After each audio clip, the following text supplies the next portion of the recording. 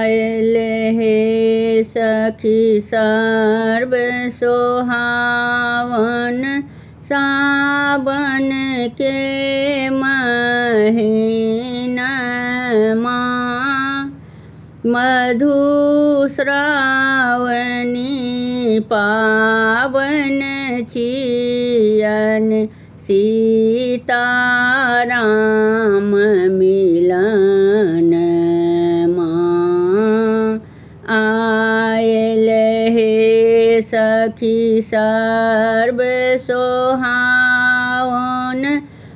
सावन के महीनमा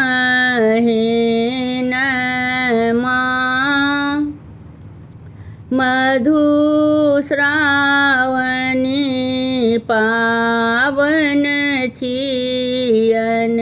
सीताराम मिलन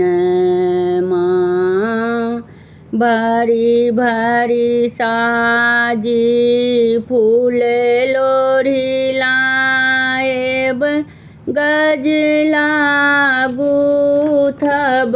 प्रेम से गौरी गणपति आजू मनाएब पूजा करती प्रेम से भरी भरी साजी फूल लोढ़ी लाएब गजरा गुथब प्रेम से गौरी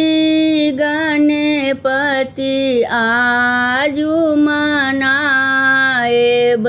पूजा करती प्रेम से आयल हे सखी सर्व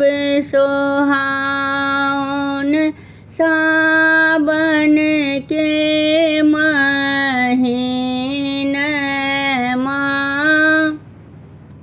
मधुश्रावणी पावन छियन सीताराम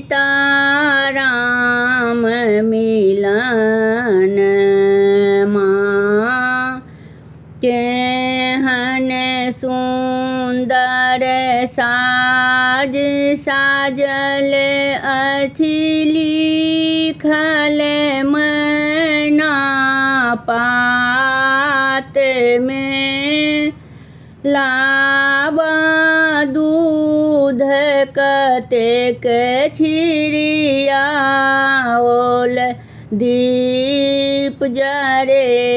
अहि बात में केहन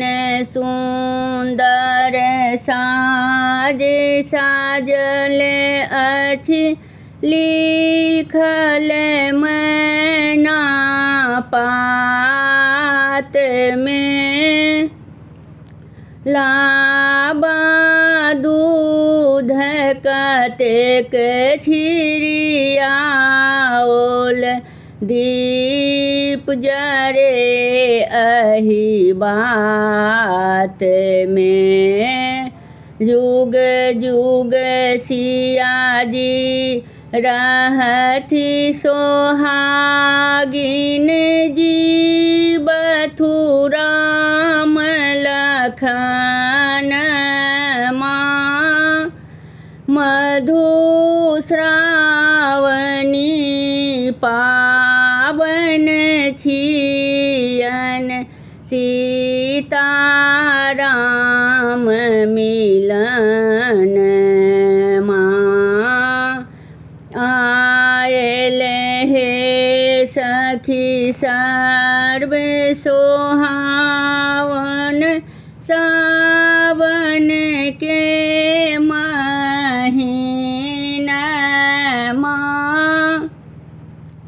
मधुश्रावणी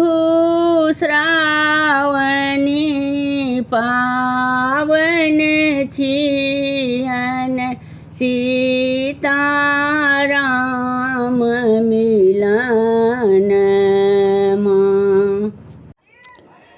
हमर गीत नीक लागत तऽ चैनल के लाइक, सब्सक्राइब, शेयर, कमेंट जरूर करब।